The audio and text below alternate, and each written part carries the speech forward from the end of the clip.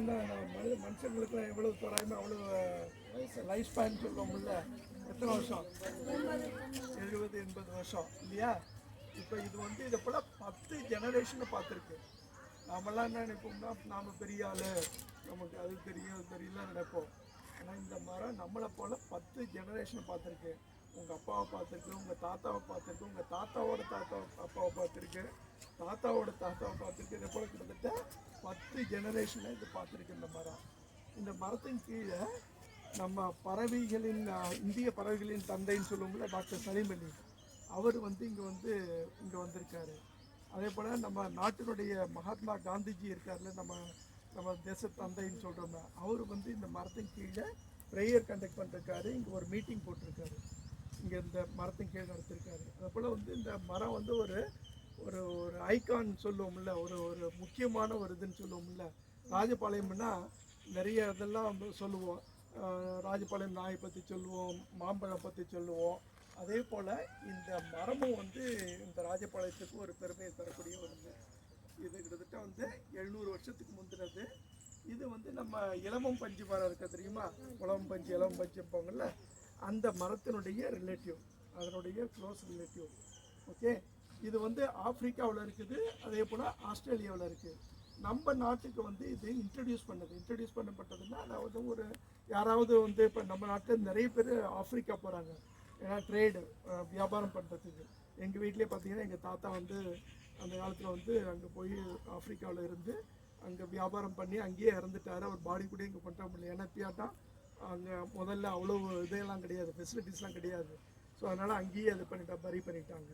So அதே போல் நிறைய பேர் தில்லையாடி வள்ளியம்மைன்னு கேள்விப்பட்டிருப்பீங்க, சுதந்திர போராட்ட வீரர். அவங்க வந்து சவுத் ஆஃப்ரிக்காவில் இருந்தாங்க. அவங்க ஊர் எங்கள் ஊர் பக்கம்தான், ஒரு 10 கிலோமீட்டர் அவங்க ஊர் டிஸ்டன்ஸு. ஸோ அதை போல் வந்து நிறைய பேர் இந்தியாவில் இருந்து, இதே போல் நிறைய இந்தியா பூரா, தமிழ்நாட்டில் மட்டும் இல்லை, கேரளா, குஜராத், அதை போல் எல்லா மாநிலத்திலேருந்தும் போய் மக்கள் என்ன பண்ணிருக்காங்கன்னா அங்கே வந்து வியாபாரத்துக்காக போயிருக்காங்க ஆப்பிரிக்காவுக்கு. அப்படி போனவங்க யாரோ ஒருத்தர் கொண்டு வந்து போட்ட சீடு தான் இந்த சீடு இங்கே வந்து முளைச்சிருக்குது. இந்த சீடில் பார்த்தீங்கன்னா, இந்த பழத்தில் வந்து உள்ளார பார்த்தீங்கன்னா ஒரு ஒயிட்டாக ஒரு ஒரு இது பவுடராக இருக்காது, கொஞ்சம் ஸ்ட்ராங்காக இருக்கும்.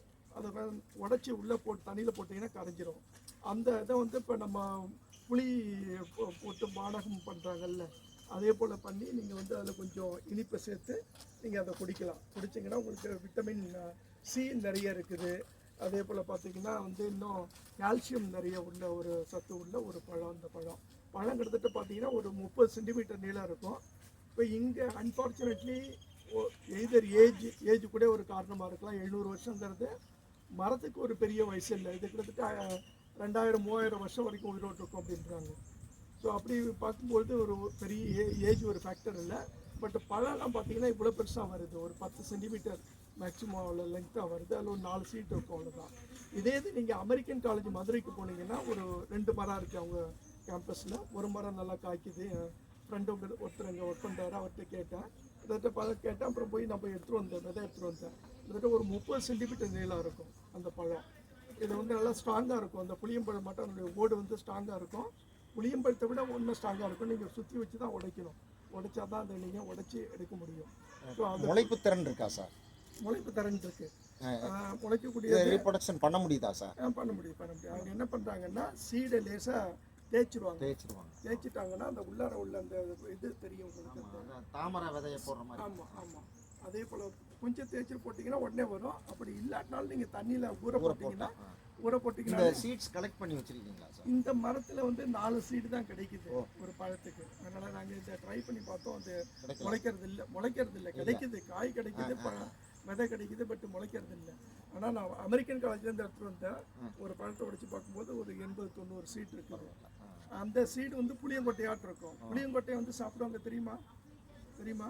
புளியும் விதையை என்ன பண்ணுவாங்கன்னா வறுத்துட்டு தண்ணியில் போட்டாங்கன்னா மேலே உள்ள அந்த சீட் கோட் வந்து சாஃப்ட் ஆகிடும்.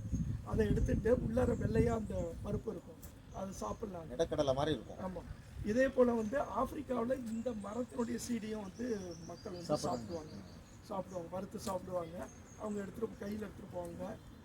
இந்த பஞ்சம் வரும்போது இந்த மரங்கள்லாம் அவங்க நம்பி இருக்காங்க. அதே போல் பார்த்தீங்கன்னா ஒரு மரத்தில் ஒரு பெரிய ஹோல் போட்டு ஒரு ஃபேமிலி அதில் தங்கியிருக்கலாம்.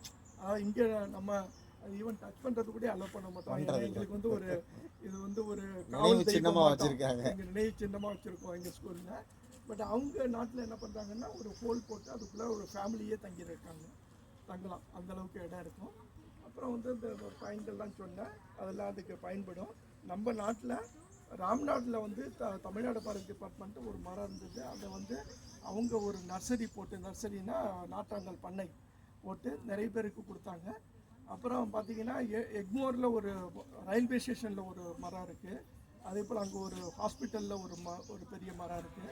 இங்கே வந்து நமக்கு பக்கத்து அருகாமையில் சொல்ல போனோம்னா அமெரிக்கன் காலேஜ் மதுரையில் ஒரு மரம் இருக்குது. இப்போ எல்லா மரத்துலேயும் இதுதான் கிட்டத்தட்ட வந்து கொஞ்சம் பழமையான அல்லது வயசான மரம் அப்படின்னு சொன்னோம்னா இந்த மரமாக தான் இருக்கும்னு நினைக்கிறோம். ஸோ இதை ஒரு வகையில் நீங்கள் கேட்கலாம், எப்படி சார் உங்களுக்கு 700 வருஷம் தெரியும் அப்படின்னு சொல்லி கேட்கலாம். எப்படி கம்பேர் பண்ணலான்னா அமெரிக்கன் காலேஜில் உள்ள மரத்தினுடைய வயசு வந்து 100. அதை போட்டு அதை உருவாக்குனவர் இப்போ தான் இறந்து போனார். அவருக்கு வயசு 100 வயசு இறந்துருக்காரு. ஸோ அந்த இதை வச்சு அவங்க கரெக்டாக சொல்கிறாங்க 100 வயசு அப்படின்றாங்க. அதனுடைய டயமீட்டர்னால் இந்த சுற்றளவு இருக்குல்ல, அதை நீங்கள் மெஷர் பண்ணிங்கன்னா அதை மெஷர் பண்ணி அதை விட இது எவ்வளோ பெருசாக இருக்குன்னு பார்த்தோம்னா ஆட்டோமேட்டிக்காக அந்த ஏஜ் தெரிஞ்சிடும். ஏன்னா அது நோன் ஏஜ், அதுக்கு எவ்வளோ வயசாக இருக்குன்னு நமக்கு கரெக்டாக தெரியும். ஆனால் இதுக்கு தெரியாது. இப்போ நோன் ஏஜ்லேருந்து அன்னோன் ஏஜ் எப்படி நம்ம கண்டுபிடிக்கிறதுனா அதனுடைய சுற்றளவு எடுத்துட்டு அது எவ்வளோ மீட்டர் இருக்குன்னு பார்த்துட்டு அதை விட இது எத்தனை மடங்கு பெருசு இருக்குன்னு பார்த்தோம்னாலே ஆட்டோமேட்டிக்காக 700 வயசுங்கிறத நம்ம ஒத்துக்கலாம். ரைட். இது வந்து நமக்கு யாரோ சொல்லி எங்கள் போர்டு வச்சுருக்கோம். நாங்கள் எங்கள் ஸ்கூலில் வந்து இது பண்ணி வச்சுருக்காங்க. ஆனால் உங்களுக்கு உண்மையிலேயே இதை டெஸ்ட் பண்ணணும், நீங்கள் 700 வருஷம் தானே அப்படின்னு சொன்னீங்கன்னா அதை மெஷர் பண்ணுங்க. அது 100 வயசு, இது 700 வயசு. அப்போ அதை விட இது 7 மடங்கு பெருசாக இருக்குன்னு அர்த்தம், சிம்பிளாக சொல்ல போனோம்னா. ரைட்டா? ஸோ அதை போல் இந்த எங்கள் ஸ்கூலுக்கு இது ஒரு காவல் தெய்வம் மாட்டோம். இந்த மரம் யார் வந்தாலும் ஃபாரஸ்ட் டிபார்ட்மெண்ட்டும் சரி, வேறு அதர் டிபார்ட்மெண்ட்ஸு எங்கள் கம்பெனிஸ்லேருந்து வந்தாலே எல்லாரையும் மாற்றி வந்து இதை கனெக்ட் பண்ணுவோம். ஸோ அந்த வகையில் வந்து இது வேறுன்னா நம்ம டாக்டர் சலீம் அலி